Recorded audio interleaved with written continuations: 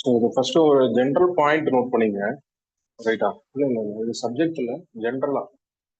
இப்போ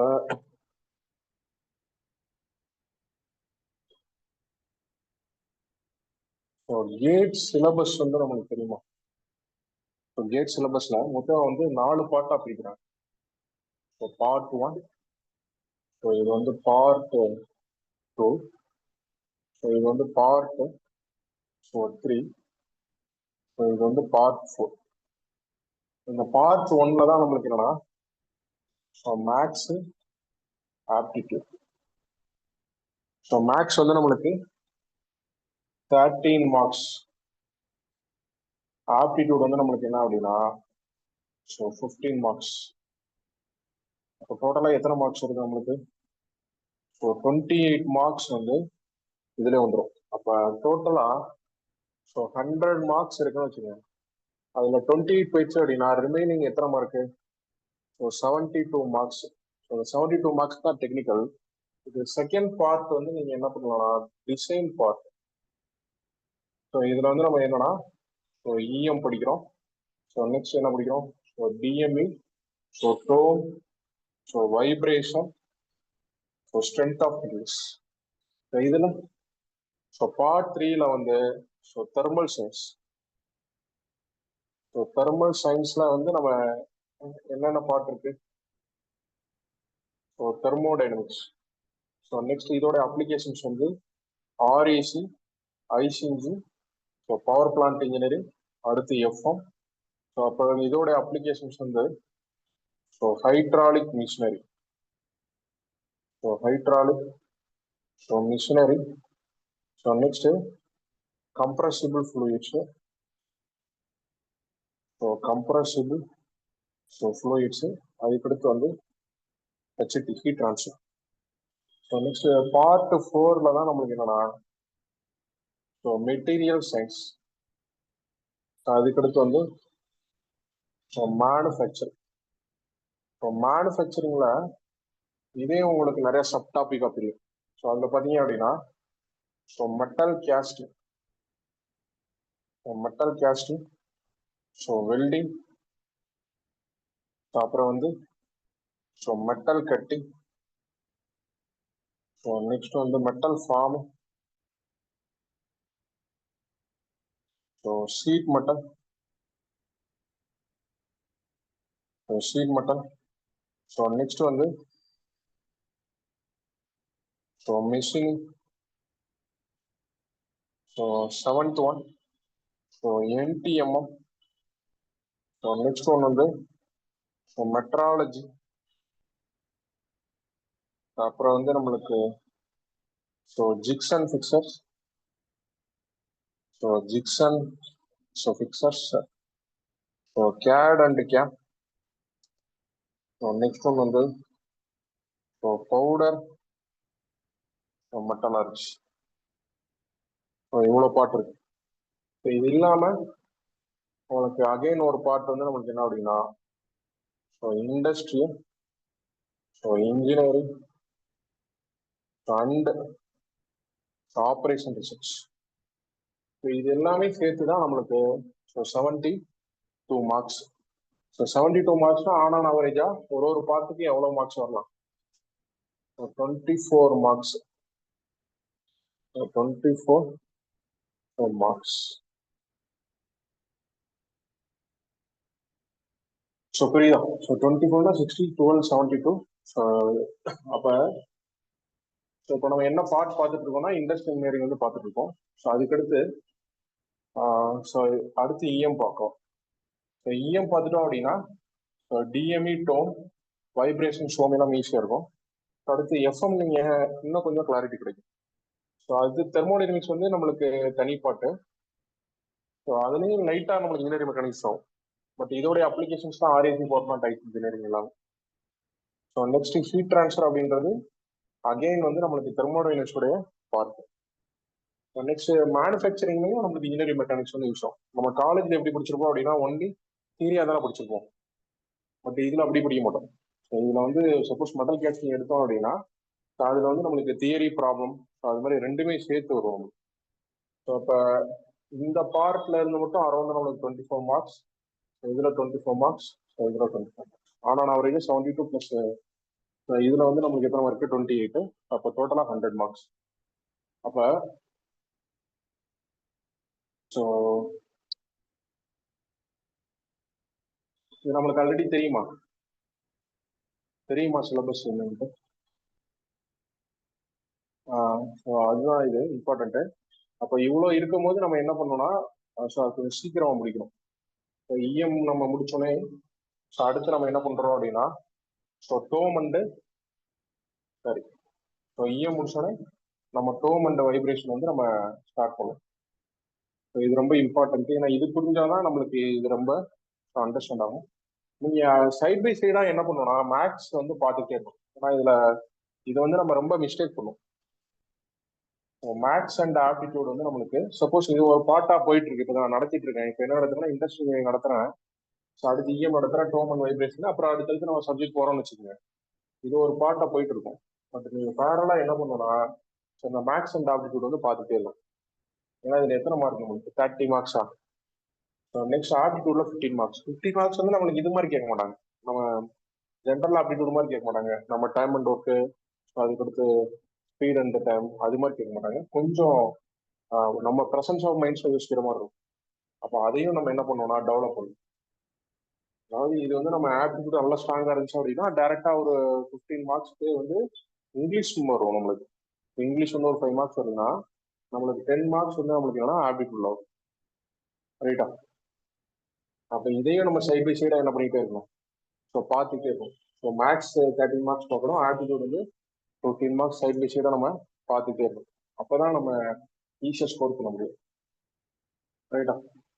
ஸோ இதுல வந்து கேட்டுக்குன்றப்ப நீங்க எல்லாமே ப்ராப்ளம். அப்ப கேட் எக்ஸாம் பொறுத்த எது இம்பார்ட்டன்ட் நம்மளுக்கு? நம்ம படிக்கிறத விட ப்ராப்ளம் சால்விங் தான் ரொம்ப ரொம்ப இம்பார்ட்டன்ட். ஸோ ப்ராப்ளம் சால்விங் தான்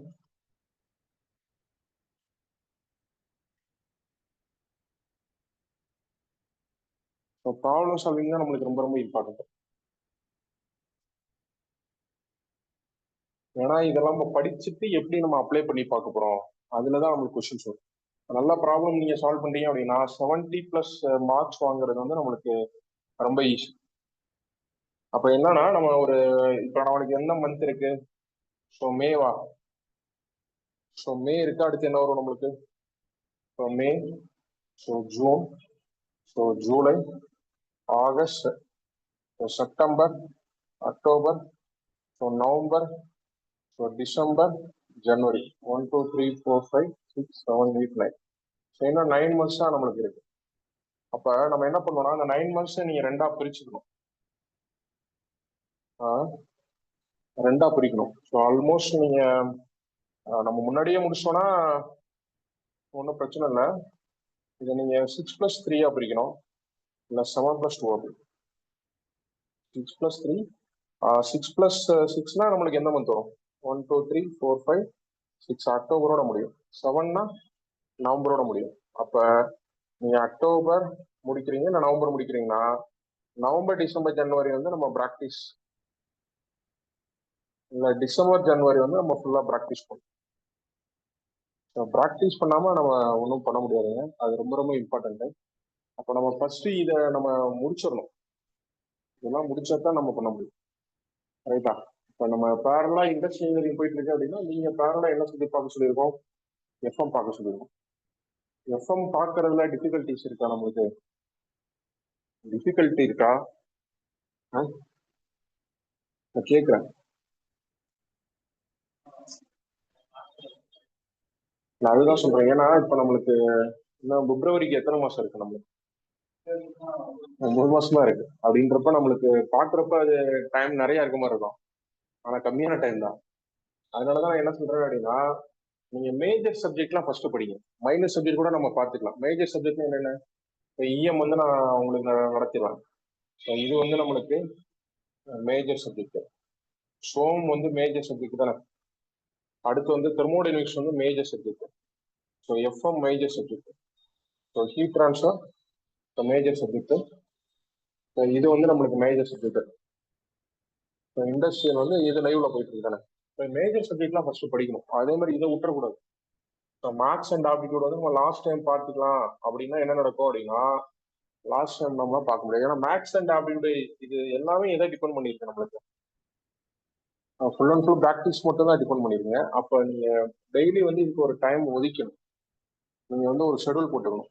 ஷெடியூல் போட்டுட்டு இவ்வளவு நேரம் நம்ம லைவ் கிளாஸ் வந்து போகுது. இப்போ இண்டஸ்ட்ரியல் இன்ஜினியரிங் போகுதுன்னா அடுத்து வந்து நம்மளுக்கு இண்டஸ்ட்ரியல் இன்ஜினியரிங் இஎம் ரெண்டும் சேர்ந்துக்கும். அடுத்து டோம் அண்ட் வைப்ரேஷன் போகும். அப்போ லைவ் போகும். அப்போ மீதி டைம்ல வந்து நம்ம என்ன பண்ணணும், நீங்க இன்னொரு சப்ஜெக்ட் பேரலா பார்க்கணும். அது கூட சேர்ந்து நம்ம என்ன பண்ணணும்னா இந்த ஆப்டிடியூட் அண்ட் மேக்ஸ் வந்து நீங்க ரெகுலராகவே இப்ப இருந்தே நம்ம என்ன பண்ணிக்கணும், மேக்ஸ் அண்ட் ஆப்டிடியூட் கண்டிப்பா பார்க்கணும். ஆப்டிடியூட் கூட நீங்க லாஸ்டா பாக்குறதுனா கூட மேக்ஸ் கண்டிப்பா இருக்கும். ஏன்னா மேக்ஸ் படிக்கும் போது என்ன ஆகும்னா, இதுலயே கொஞ்சம் கொஞ்சம் மேக்ஸ் யூஸ் பண்றோம், நம்ம யூஸ் பண்றோமா இல்லையா. இண்டஸ்ட்ரியல் இன்ஜினியரிங் கூட நம்ம இது பார்த்தோம்ல, ஹை இன்வென்டரி கண்ட்ரோல்ல அதில் டிஃபரன்ஷியேஷன் இதெல்லாம் நம்ம பார்க்கறோம். அப்போ ரொம்ப ரொம்ப இம்பார்ட்டன்ட் வந்து, ஸோ நம்ம கேட் எக்ஸாம்ல ஜெயிக்கணும்னா ரெண்டு விஷயம் வந்து ரொம்ப இம்பார்ட்டன்ட். ஸோ ஃபர்ஸ்ட் வந்து நம்ம சிலபஸ் கம்ப்ளீட் பண்ணோம். ஸோ சிலபஸ் கம்ப்ளீட் பண்றது வந்து நம்மளுக்கு ஜெயிக்கிறது அர்த்தம் கிடையாது. சிலபஸ் எப்படி கம்ப்ளீட் பண்ணோம், ஸோ வித் கான்செப்ட் அண்டர்ஸ்டாண்டிங்கோட. ஸோ கான்செப்டுவல் அண்டர்ஸ்டாண்டிங்கோட நம்ம சிலபஸ் கம்ப்ளீட் பண்ணோம். ஸோ ரெண்டாவது பார்ட் வந்து நம்மளுக்கு என்ன அப்படின்னா, இது 50% அப்படின்னா, ஸோ ரிமைனிங் 50% வந்து நம்மளுக்கு ப்ராக்டிஸ்ல தான் இருக்கு. ரிமைனிங் 50% நம்ம ஜெயிக்கிறது எதுல இருக்கு, ப்ராக்டிஸ்ல தான் இருக்கு. அப்போ நம்ம ஒன்லி நம்ம இதை ஃபுல்லா படிச்சு முடிச்சிட்டோம் அப்படின்னா நம்ம எக்ஸாமுக்கு ரெடி ஆயிட்டோம் அப்படின்னு மீனிங் கிடையாது. அது மீனிங் அப்படியா இல்லை. அது வந்து நம்ம செமஸ்டர் எக்ஸாமுக்கு தான் அப்படி நினைச்சுக்கலாம். இன்னைக்கு படிச்சோம்னா நம்ம என்ன பண்ணலாம், ஸோ நாளைக்கு போய் பரீட்சையில டேரக்டா எழுதிட்டோம்னா மதியம் மறந்துடலாம். பட் இந்த எக்ஸாம் அப்படி கிடையாது. ஃபர்ஸ்ட் சிலபஸ் கம்ப்ளீட் பண்ணோம். அதே மாதிரி ஷார்ட் நோட்ஸ் எடுக்கணும். ஷார்ட் நோட்ஸ் எடுக்கிறீங்களா, ஷார்ட் நோட்ஸ். இப்போ ஷார்ட் நோட்ஸ் ஏன் எடுக்க சொல்றோம்னு வச்சுக்கோங்க, அது நம்மளுக்கு உங்களுக்கு இப்போ என்ன திங்க் பண்ண தோணும்னா, இண்டஸ்ட்ரியல் இன்ஜினியரிங் படிக்கிறோம், அப்போ நம்ம ஞாபகம் இருக்கு, அது மெயின் நோட்ஸ் இருக்கும்போது ஏன் ஷார்ட் நோட்ஸ் எடுக்கணும் அப்படின்னு திங்க் பண்ண தோணும். பட் இப்போ இண்டஸ்ட்ரியல் இன்ஜினியரிங் படிச்சுட்டே இருக்கீங்கன்னு வச்சுக்கோங்க, அடுத்த சப்ஜெக்ட் போகும்போது நம்மளுக்கு என்ன ஆகும், மறந்துடுங்க. அது ரொம்ப ரொம்ப இம்பார்ட்டன்ட் பாயிண்ட். அப்போ ஷார்ட் நோட்ஸ் தான் நம்ம இந்த சொன்னல, இப்போ 6+3 பிரிங்க 7+2 பிரிங்கன்னு சொன்னல. அப்போ இந்த 3 monthsல நம்ம மெயின் நோட்ஸ்லாம் அப்படியே படிக்க முடியாது. அந்த 3 monthsல என்ன பண்ணுவோம்னா ஷார்ட் நோட்ஸை வச்சு தான் நீங்க டெவலப் பண்ணும், அந்த ப்ராப்ளம் சால்வ் பண்ணோம். அப்போ நீங்க என்ன பண்ணணும்னா அந்த ப்ராப்ளம் டெஸ்ட் நம்ம வைக்கிறோம். ஸோ நீங்க கேட் கொஸ்டின் சால்வ் பண்றீங்கன்னா அதுல வந்து நம்ம டிஃபிகல்ட்டா உள்ள ப்ராப்ளம்ஸ்லாம் ஒரு தனி நோட்ல நோட் பண்ணணும். அதுக்கெல்லாம் தான் இந்த மாசம் டைம், இதெல்லாம் டைம். பட் அப்போ போயிட்டு நம்ம மெயின் நோட்ஸ் படிக்க முடியாது. மெயின் நோட்ஸ் படிச்சு என்ன இருக்கும் உங்களுக்கு, மறந்துருக்குமா இல்லையா, மறக்குமா மறக்காதா, மறந்துடும். ஸோ அதனாலதான் சொல்றேன், நீங்க வந்து ஷார்ட் நோட்ஸ் கண்டிப்பா எழுதணும். ஷார்ட் நோட்ஸ் வந்து நீங்க ஒரு உங்களுக்கு கஷ்டமா இருக்குன்னு வச்சுங்க, இப்போ நீங்க இண்டஸ்ட்ரியல் ஒரு இன்வென்டரி மெத்தட் படிக்கிறோம்னா அது முடிச்சோடனே அப்படியே எழுதுங்க. அது படிக்கும் போது உங்களுக்கு புரிஞ்சிருக்கும்ல, அப்படியே போய் எழுதுனீங்கன்னா அது எவ்வளவு நேரம் ஆக போகுது, ஒரு 5 minutes ஆக போகுதுங்க. இந்த மிஸ்டேக்லாம் பண்ணக்கூடாது. அதுக்காண்டி தான் இந்த கிளாஸ் வந்து சொல்றேன். இன்னும் நல்லா அண்டர்ஸ்டாண்ட் பண்ண வேண்டிய பாயிண்ட் வந்து, நம்மளுக்கு சிலபஸ் அதிகம், பட் மந்த் என்னவா இருக்கு, கம்மியா இருக்கு. ஆனா சிலபஸை மட்டும் இந்த 9 monthsல கம்ப்ளீட் பண்ணோம்னா நம்ம ஜெயிக்க முடியுமா அப்படின்னா அது கிடையாது. ஏன்னா நம்ம ஜெயிக்கணும்னா இது 50%னா இது 50%. இப்போ நீங்க சிலபஸும் கம்ப்ளீட் பண்ணணும், அஸ் வெல் அஸ் நம்ம ப்ராப்ளம் ப்ராக்டிஸ் பண்ணோம். ப்ராப்ளம் ப்ராக்டிஸ் பண்றது முக்கியம் கிடையாது, அதை நம்ம அனாலிசிஸ் பண்ணணும். நம்ம படிச்சதுல இருந்து சால்வ் பண்ண முடியுதா, ஏதாவது நியூ கான்செப்ட் இருக்கா, சில்லி மிஸ்டேக் பண்றோமா, அதெல்லாம் பண்ணீங்கன்னா தான் நம்ம ஜெயிக்க முடியும். ஆனா நம்ம இங்க வந்தோடனே தான் டெஸ்ட் ஸ்டார்ட் பண்ணணும்னு கிடையாது. ஸோ நம்ம ஒரு ஆகஸ்ட்லயே நம்ம ஸ்டார்ட் பண்ணிடுவோம். இப்போ இண்டஸ்ட்ரியில கூட ஒரு 2 டாபிக் வச்சோன்னே வச்சோம்ல, அது மாதிரி நம்ம ஆகஸ்ட் வந்தோடனே நம்ம என்ன பண்ணுவோம்னா, உங்களுக்கு இண்டஸ்ட்ரியல்னா ஒரு 2 டெஸ்ட் மட்டும், அதாவது சப்ஜெக்ட் வந்து 2ஆ பிரிச்சு வைக்கிறோம். இப்போ வந்து நம்ம 2 டாபிக் ஒரு டெஸ்ட் வைக்கிறோம்ல, அது வந்து சப்ஜெக்டை 2ஆ பிரிச்சு நம்ம ஆகஸ்ட்ல இருந்து டெஸ்ட் வைக்க ஆரம்பிச்சிருவோம். இப்போ ஆகஸ்ட்ல நம்ம டெஸ்ட் எழுதுறோம்னா அதுக்கு முன்னாடி நம்ம ஓரளவு படிச்சிருக்கோம். அப்போ ஃபண்டமெண்டல் சப்ஜெக்ட் எல்லாம் நம்ம ஃபர்ஸ்ட் படிக்கணும், ரைட்டா. கேட் வந்து ரொம்ப கஷ்டம் கிடையாதுங்க, பட் கேட் ரொம்ப ஈஸி தான். பட் இதை கரெக்டா பண்ணணும். எது சிலபஸ் முடிச்சிருக்கணும்.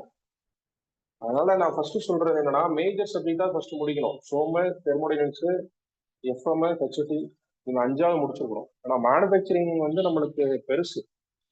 எத்தனை டாபிக் இருக்கு? இப்போ மெட்டல் கேஸ்டிங் இருக்குன்னா இது ஒரு சப்ஜெக்ட் மாதிரியே இருக்கும். இப்போ வெல்டிங் இது ஒரு சப்ஜெக்ட் மாதிரி இருக்கும். இப்போ நம்ம இது வந்து தியரி தானே சார் அப்படின்னு நம்ம விட்டுட்டு போக முடியாது. ஏன்னா உங்களுக்கு கேட்டை பொறுத்த வரைக்கும் 80% என்னதான் கேட்பாங்க, ப்ராப்ளம்ஸ் தான் கேட்பாங்க. அப்போ இதுலயும் ப்ராப்ளம் தான் வரும். அப்படின்றப்ப நீங்க இது ஒவ்வொரு டாபிக்கும் ஒவ்வொரு சப்ஜெக்ட் மாதிரி. அப்போ இது கூட நம்ம சப்போஸ் என்னால எழுத முடியுது சார் அப்படின்னா எழுதிக்கலாம். இல்லாட்டி நம்ம நோட்ஸ் வச்சு நம்ம ஜெராக்ஸ் போட்டு அதுல இருந்து டெவலப் பண்ணிக்கலாம். புரியுதா? பட் ஆனால் மேஜர் சப்ஜெக்ட் படிக்கணும். அதே மாதிரி இந்த தெர்மோடைனமிக்ஸ் படிச்சீங்க அப்படின்னா இது உங்களால நோட்ஸ் எழுத முடிஞ்சா எழுதுங்க. இல்லாட்டி நம்ம அது நோட்ஸ் வச்சு நான் உங்களுக்கு அதை ரிவைஸ் பண்றேன், அது ப்ராப்ளம் சால்வ் பண்ணிக்கலாம். அதே மாதிரி தான் இந்த சப்ஜெக்ட் டிஎம்இ வந்து நம்மளுக்கு ஒரு அரௌண்ட் வந்து 4 to 5 மார்க்ஸ் வரலாம். ஆனால் அதுவும் இம்பார்ட்டன்ட் தான். பட் மேஜரை முடிச்ச பிறகுதான் மைனருக்கு போகிறோம். புரியுதா? ஸோ அதெல்லாம் ரொம்ப இம்பார்ட்டண்டா பண்ணுங்க. ஹைட்ராலிக் மிஷினர்ல இருந்தும் நம்மளுக்கு பேசிக்காக கொஸ்டின் வரும். கம்ப்ரசிபிள் ஃப்ளூயிட்ஸ் வந்து நம்ம இந்த இயர் பார்ப்போம். ரைட்டா? முடிக்க முடிஞ்சா முடிக்கலாம், இல்லாட்டி அதை நெக்லெக்ட் பண்ணிடலாம். ஏன்னா அது வந்து ஒரு 1 or 2 மார்க்ஸ் தான் வரும். இது கூட சேர்ந்து நம்மளுக்கு இது மட்டும் கிடையாது, இது கூட சேர்ந்து சிஎம்எம்லாம் இருக்கு இதுல. ஸோ நெக்ஸ்ட் அடிட்டிவ் மேனுஃபேக்சரிங் இது.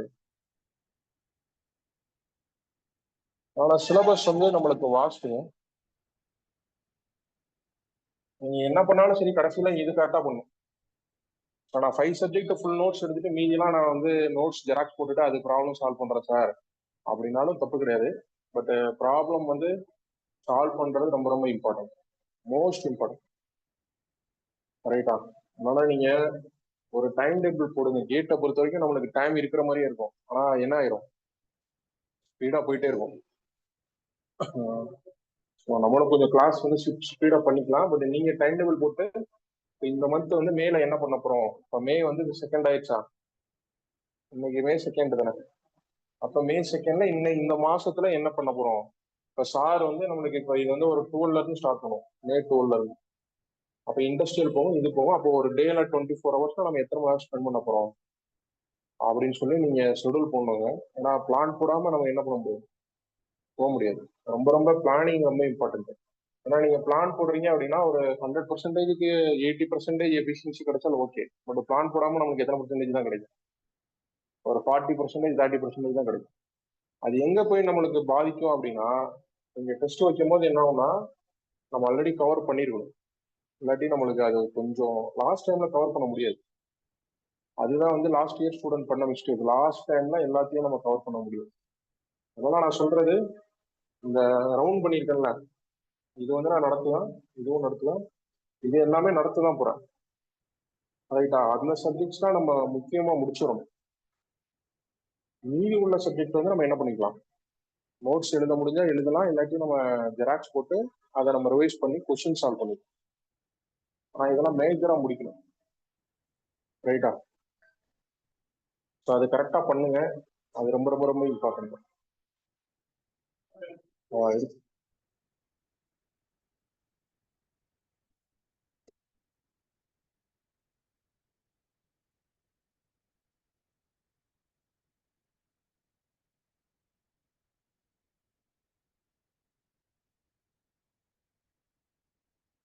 அதே மாதிரி இந்த ஷார்ட் நோட்ஸ் எழுதுறது வந்து எழுதிக்கு மட்டும் வச்சிடக்கூடாது நம்ம. இது வந்து நீங்க ரீகால் பண்ணும். டெய்லி வந்து நம்மளுக்கு ஒரு ஸ்டார்டிங்ல ஒரு 15 மினிட்ஸ் கொடுக்குறோம். அப்புறம் போக போக ஷார்ட் நோட்ஸ் வந்து நம்ம இப்போ சப்போஸ் நீங்க எஃப்எம் ஷார்ட் நோட்ஸ் எழுதிருக்கீங்கன்னு வச்சுங்க, அப்போ இன்ஸ்டலா ஒரு 1 வீக் 15 மினிட்ஸ் கொடுக்குறீங்கன்னா அடுத்த வீக் நம்ம தெர்மோடைனமிக்ஸ் 15 மினிட்ஸ் கொடுக்கலாம். இது ஆல்ரெடி படிச்சதுனால இது ஒரு 10 மினிட்ஸ் கன்வெர்ட் ஆகும். அப்போ அதுக்கடுத்த வாரம் ஷோ போறோம் அப்படின்னா இது 5 மினிட்ஸா கன்வெர்ட் ஆகும். அப்போ தெர்மோடைனமிக்ஸ் 10 மினிட்ஸா கன்வெர்ட் ஆகும், அது 15 மினிட்ஸ் ஆகும். பட் இது ரெகுலரா பண்ணிக்கிட்டே இருக்கணுங்க. இது வந்து நம்மளுக்கு எப்படி நம்ம ப்ரெஷ் பண்ற மாதிரி இந்த ஷார்ட் நோட்ஸ் ரிவைஸ் பண்ணிக்கிட்டே இருக்கணும். அது ரொம்ப ரொம்ப ரொம்ப ரொம்ப இம்பார்ட்டன்ட். அது இந்த சின்ன சின்ன ட்ரிக்ஸ்லாம் நம்ம ஃபாலோ பண்ணிட்டோம்னா நம்ம ஜெயிக்கிறது வந்து ரொம்ப ஈஸி. நம்ம முக்கியமா இந்த 50% ரொம்ப கான்சன்ட்ரேட் பண்ணோம் ப்ராப்ளம் சால்விங். பட் அதுக்கு பேஸ் வந்து நம்மளுக்கு ஷார்ட் நோட்ஸ். ஷார்ட் நோட்ஸ் நம்ம என்ன பண்ணணும், நீட்டா எழுதணும். அதை வந்து நம்ம டெய்லியில வந்து ரிவைஸ் பண்ணணும். அது கண்டிப்பா பண்ணணும். ஸோ இது வந்து நம்மளுக்கு சிலபஸ் வந்து ஃபர்ஸ்ட் கம்ப்ளீட் பண்ணணும். சிலபஸ் கம்ப்ளீட் பண்ணாம நம்ம கொஸ்டின் சால்வ் பண்ண முடியாது, அது ராங்கான ஐடியா. நான் கொஸ்டின்ல இருந்து கான்செப்ட் கத்துக்கிறோம் சார் அப்படின்லாம் பண்ண முடியாது. ஃபர்ஸ்ட் கான்செப்ட் தான், அது பிறகு தான் கொஸ்டின். அதனால அது கரெக்டா பாருங்க, கொஞ்சம் ஸ்பீடா பண்ணுங்க. ஸோ ஹரி கோவிந்த் நீங்க என்ன படிக்கிறீங்க? இல்லை சார்.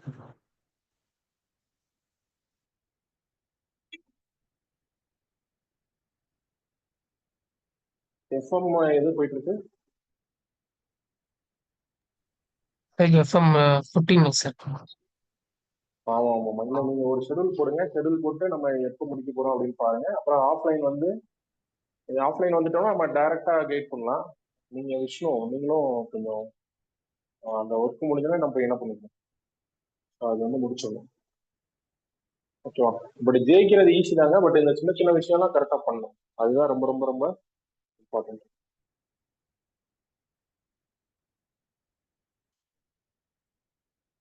அதான் கொஞ்சம் ஸ்பீடப் பண்ணீங்க எஃப்எம் என்ன வரைக்கும். Okay sir. கொஞ்சம் ஸ்பீடப் பண்ணீங்க. அப்புறம் இண்டஸ்ட்ரியல் இஎம் நல்லா கற்றுக்கிட்டீங்கன்னா மற்ற சப்ஜெக்ட்லாம் ஈஸியாக இருக்கும். அதை நம்ம நடத்துவோம்.